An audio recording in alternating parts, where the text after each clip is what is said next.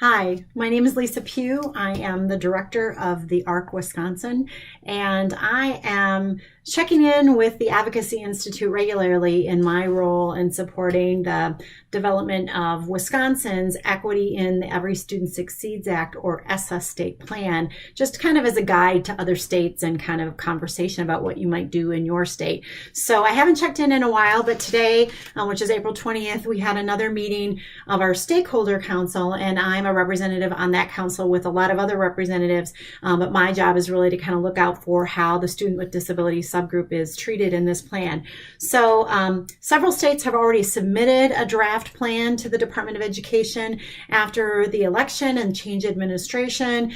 There was an extended time frame for states to submit their plans, and Wisconsin was on a later plan. We got an update on our deadlines, and that's something you might want to know in your state, is kind of what's happening next and what the deadlines are. So in Wisconsin, actually by next week Friday, there will be a plan out for to begin public comment. So we got to see a draft at the Stakeholder Council today and provide some initial feedback and discussion, but it actually will be out for public feedback through May and June. And then that's when really you should be getting advocates out, organizations, to kind of comment on different pieces that impact students with disabilities. After that, there'll be some discussions in our legislature, and then there's still a required review by the governor that will be happening in August of this year for Wisconsin. And then they hope to be submitting Wisconsin's plan to the U.S. Department of Education by September 18th. So today, our group of stakeholders really kind of took the plan apart and discussed different pieces of it as best we could over our 3-hour meeting. And we talked about, there are a couple of things that were important to me to get through in the meeting. The first was, you might pay attention to this in your state, what's that N size? What is the smallest number of students in a group that will be counted in the accountability system, both for reporting and then for actual accountability and intervention? And pay attention to what that number is in your state. In Wisconsin, it's 20. It had been 40 several years ago, and it was brought down to 20. I think advocates for students with disabilities would like to see that to be lower. One thing about when the administration changed, they announced that they were putting the regulations for ESSA on hold, or withdrawing those regulations. And that means that there's flexibility for states to set an N size for different parts of the accountability system. So one thing that I commented on was that there should perhaps be a different N size for graduation rate than there is for academic accountability in the system.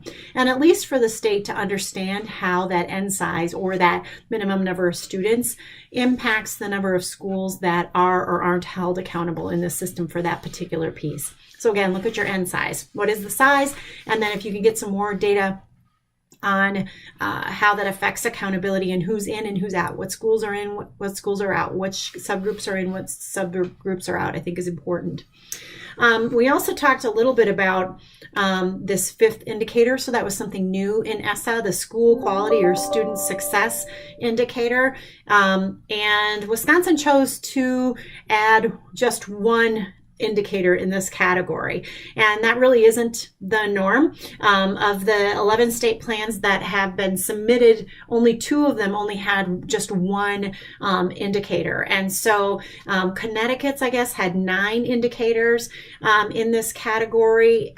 So I think it's good to really kind of push your state to think about what is the other data that's collected that could give more information. So the one that's in the draft plan in Wisconsin now is related to chronic absenteeism. So just literally the number of days that students are in their seats. Pretty easy data to collect. All schools collect it. But I think for students with disabilities, often there's more that's going on there. In Wisconsin, there is overuse of suspension and expulsion that disproportionately impacts students with disabilities and students of color. And if you happen to be a student who's both a student with a disability and a student of color, you get a double whammy there in terms of the impact of that practice being overused. And so something that I'm hoping we can have more discussion on is how to incorporate into that absenteeism calculation, or maybe add another indicator that's related to discipline practices, because I think in this system, the good thing is that if a school gets kicked into the support category, targeted support, or the other category, they will have access to different types of interventions and support. And I think for students with disabilities in Wisconsin, we've had chronic achievement gap, hasn't moved much at all in the last few years. There have to be some reasons for that, and I think a lot of us suspect that it has to do with some of these things that schools really need support around. So again, look at the data that your state collects on things like discipline practices, seclusion, and restraint to see how those can be incorporated into this system as a school quality or student success indicator. Let me see what other things that we talked about, the graduation rate, and Wisconsin's going for an 8-year adjusted cohort graduation rate. I think, part of what the comments I'm going to submit really have to do with, we need to prioritize getting kids to graduate, kids who can graduate in 4 years, to make sure that that's the measure that we're trying to prioritize and preference here. And I think that's important to not just be allowing schools to keep kids with disabilities in longer just because they have that right to stay in school till 21. There are students with appropriate, supports can achieve that 4-year graduation, and we want to make sure that that's what's happening. Just wrapping up, when we talked again about this question of equity versus equality and how difficult it is for people to understand, especially since it often comes down to funding. And we talked, how are we going to message that? Because people get concerned if they don't think they're getting as many resources in terms of monies as other school districts. And I think what I said is I've seen plenty of schools that spend a decent amount of money in the classroom, have decent number of personnel, but students with disabilities still aren't having good outcomes. So an equitable way to look at that would be, what are the types of professional development, other resources and support, maybe even other than money, what redistribution of resources could happen in that school that could increase the achievement for students with disabilities. And we talked about how local communities really have to be the drivers of defining what is equitable for them. What are some of the concerns that they have for students within their district and within their community? Because if we're trying to do a better job of family engagement, having families at the table in those initial discussions of identifying those needs and barriers and what really needs to change in the local school district, I mean, as well as I do that if you have families in from the beginning on that conversation, they're more than likely to stick around because they'll know that the solutions will be aligned with the needs that they've put on the table, or at least there's a better chance of that. So we talked about, flipping family engagement on its head, that a lot of our old strategies around family engagement really haven't worked.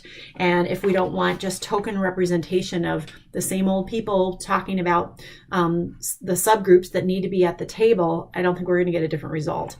So I think that's a really important piece of the plan. So that's your update from Wisconsin. Again, I think the most important thing to know is kind of where you're at in the process. When's the public comment period? How are students with disabilities being treated in the accountability system? And to just make sure that all of the resources and conversation can be directed at solutions that really can address the achievement gap for those kids. So thank you for listening.